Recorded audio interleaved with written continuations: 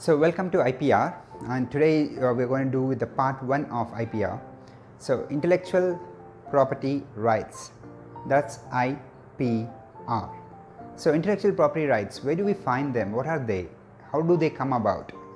And why is it really mandatory for the companies to have their intellectual property rights checked? And what are the intangible and tangible properties?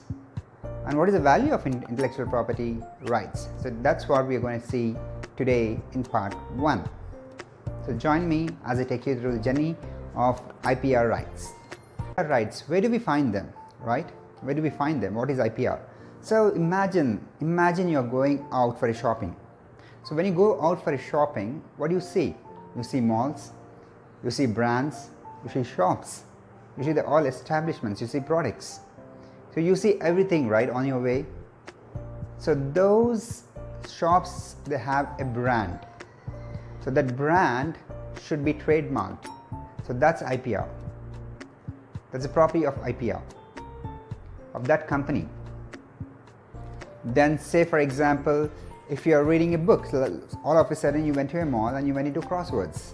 And there are so many books in crosswords. And any book you take and you turn it out, or just see the first or second page where you will see copyrighted symbol C and the circle. So that's copyright. That is also intellectual property.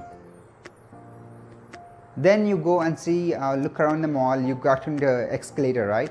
That's an invention. An escalator is an invention. So basically it will definitely have its own patent rights. So copyrights, patents and trademarks, they are the main entities of property rights, intellectual property rights. There are other things, there are other stuff like you have semiconductors, you have got geographical indications, you have got farmers' rights, you have got new plant varieties. There are so many other things, but these three, patents, trademarks and copyrights, are main when it comes to intellectual property rights.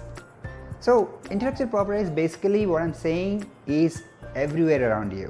Whether you go out, whether you sit and watch TV, so whatever you do, the intellectual property rights, they're around you. So it is easy to correlate, it's easy to study, and it's easy to understand intellectual property rights. Intellectual property rights is made up of, right? Let's start. 1. It's patents. 2. It's trademarks. 3. It's copyrights. 4. It's geographical indications. 5. It's design rights. 6. It's integrated circuits and topography. 7. It's trade secrets. 8. It's protection of new plant varieties. 9. Biological diversity. 10. Plant varieties and farmers' rights. 11. It's undisclosed information.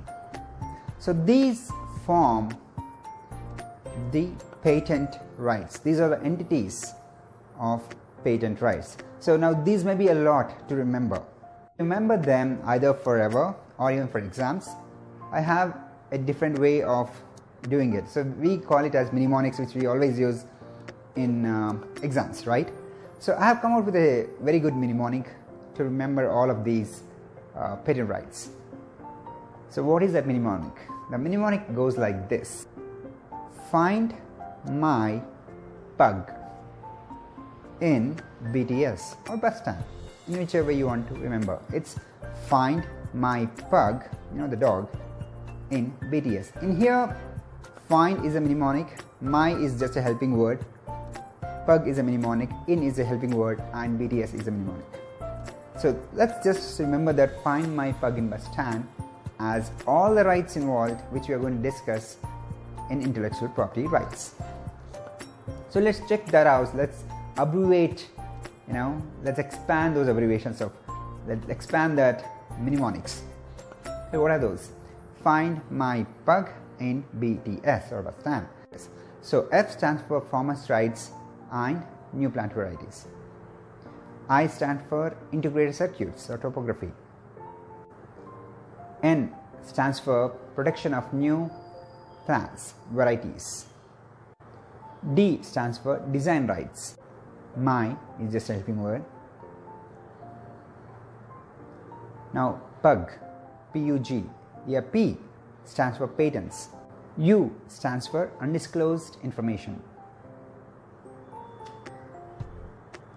G stands for geographical indication. In is a very helping word.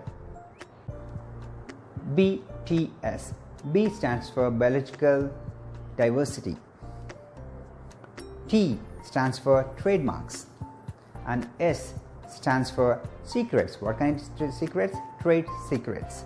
So when you happen to form a complete mnemonic with the expansion, so you get all the IPR entities covered. So that's a mnemonic, and hope you'll remember, and we'll catch up in the next part 2.